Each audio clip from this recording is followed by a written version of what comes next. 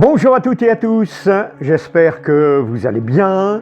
Donc je suis très heureux de vous retrouver et un grand plaisir de vous raconter une autre histoire à vous faire frémir, du moins je l'espère, c'est celle du château Bon Repos Riquet, à quelques kilomètres de Toulouse. Et d'ailleurs, j'ai eu le grand plaisir de faire une émission radio là-bas en compagnie du professeur Yves Lignon. Et nous avons eu le plaisir d'être accueillis par Monsieur Seyé, qui est le maire de ce village. Et d'ailleurs, cette commune est devenue propriétaire de ce château. Et après l'émission, j'ai eu l'opportunité, on va dire, de me retrouver seul dans cette demeure.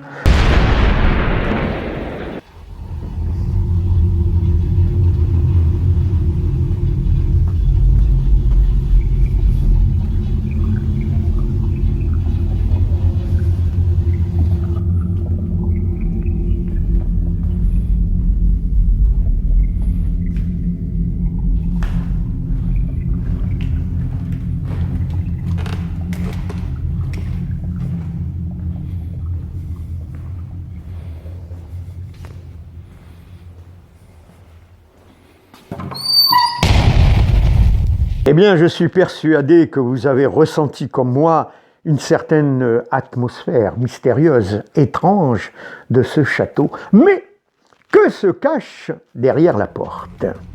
Peut-être les fantômes de ce lieu, peut-être des objets hantés, peut-être des secrets bien gardés.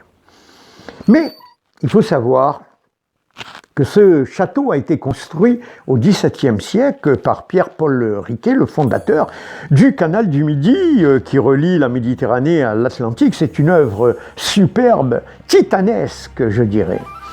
Mais il faut savoir autre chose, c'est que ce château a été construit sur les ruines d'une place fortifiée durant la période cathare et il y a eu beaucoup de massacres, de souffrances dans ce lieu-là. C'est pour cette raison qu'il y a eu aussi des témoignages qui ont été apportés que ces personnes ont vu certains soirs des créatures un petit peu bizarres errer autour de ce lieu historique.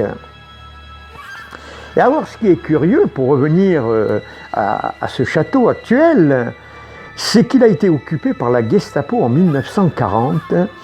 Et nous avons su qu'il y a eu beaucoup de résistants qui ont été torturés. D'ailleurs, je vous propose d'écouter les propos de M. Seyé, le maire de ce village. Tout à fait.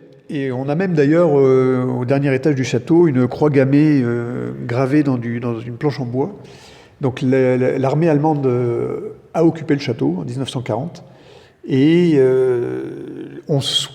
il y a des aviateurs belges qui ont disparu, donc on se demande s'ils n'auraient pas été torturés ici et ensuite enterrés dans le coin. Bon, enfin, dans le parc. Hein. Peut-être dans le parc, mais oui, c'est la division qui en remontant a fait des alors dégâts. Il y a une charge. Il y a une charge émotionnelle. Il y a une charge émotionnelle importante. Oui. Parce que du temps de la Bastide de ce château, je suppose que ça devait être dans les guerres de religion. Il se passait quelques trucs aussi. Complètement, c'est un château fortifié parce que vous avez Verfeil qui est très actif au niveau du catharisme. Et exact. Donc, les guerres de religion, les villageois viennent se réfugier dans le château. Effectivement, la légende dit que certains villageois ont pu apercevoir des formes fantomatiques en uniforme des années 40. Mais je dois vous dire que le fait le plus médiatique a été l'apparition du fantôme de Dorothée. Alors vous allez me dire, qui était Dorothée? Dorothée était l'arrière-petite-fille de Pierre-Paul Riquet. Mais elle était aussi l'épouse de M. de Cambon, consul de Toulouse. Mais durant la Révolution, M. de Cambon a dû s'enfuir à Paris. Malheureusement, sa femme a été arrêtée avant lui, et comme elle a refusé de dire où il se trouvait, malheureusement, elle a été décapitée à sa place le 8 Thermidor de l'an 2. Et voici que l'affaire est relancée de l'apparition de Dorothée en 1980 par la nouvelle propriétaire de ce château, Mademoiselle Odile Fournier.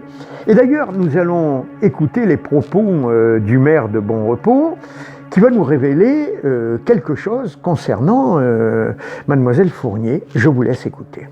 Et donc, l'ancienne propriétaire du château, donc Mademoiselle Fournier, quand elle vivait seule ici, nous disait qu'elle discutait avec le fantôme de temps en temps. Tout est parti de là. Tout est parti de là. De quelle année, là? Eh bien, écoutez, moi j'ai commencé, je suis arrivé ici en 1980, donc oui, à partir de ces années-là, quoi. Oui, disons, il y a... Donc vous avez bien connu... Ah oui, oui, bien sûr, bien sûr. Bien sûr. Personne équilibrée, c'était... Oui, personne équilibrée. Bon, maintenant, peut-être qu'en vieillissant, on peut se poser des questions, Oui, parce que bon, mais- on croit ou on ne croit pas au fantôme, hein, mais quand bien quelqu'un entendu. vous dit « je discute avec le fantôme », vous pouvez vous interroger. Oui, j'ai vu le fantôme de Dorothée. Donc c'est elle qui le racontait. Ah, c'est elle, complètement. Mais elle ne disait que cela. J'ai vu. Elle discutait avec elle. Oui, j'ai discuté avec elle. Alors, effectivement, Mademoiselle Fournier, qui, elle, a bien la tête sur les épaules, parce que c'est une femme qui n'est pas du tout délirante, une femme très cultivée, et qui affirme avoir vu à plusieurs reprises dans le château le fantôme de Dorothée avec la tête sous le bras, et elle affirme même avoir discuté à plusieurs reprises avec elle. Donc, l'histoire s'arrête là. Il y a 5 ou 6 ans de cela, l'histoire de ce fantôme de Dorothée revient sur la scène médiatique. Parce que le maire de ce village avait décidé de poser un appareil photographique à déclenchement automatique, parce qu'il y avait eu quelques effractions auparavant. Et là, surprise, car est apparue sur une des photos une forme nébuleuse dont certains l'attribuent à l'apparition du fantôme Dorothée.